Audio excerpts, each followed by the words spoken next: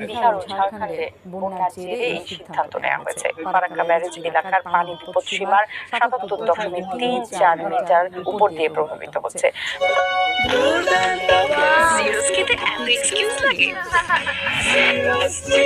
ফলে বাধ্য হয়েই বাঁধ উন্মুক্ত করা হচ্ছে বলে দাবি ভারতীয় কর্তৃপক্ষের। এর পাশাপাশি ফিডার ক্যানেলেও পানির পরিমাণ বাড়ানো হয়েছে। এর ফলে একদিনে বাংলাদেশে ঢুকবে প্রায় 11 লাখ কিউসেক পানি।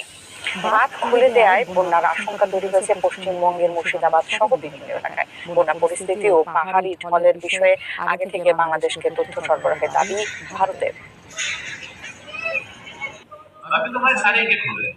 দ্রুত পানির চাপ বাড়ছে, ফলে 109টি গেটের সবগুলো খুলে না দিলে ব্যারাজের ওপর বড় চাপ তৈরি হচ্ছিল। এতে করে বড় ক্ষতি হয়ে যেতে পারত। আপাতত ফিডার ক্যানেলে 40,000 কিউসেক এবং ডাউন স্ট্রিমে 11 লাখ কিউসেক পানি ছাড়া হয়েছে।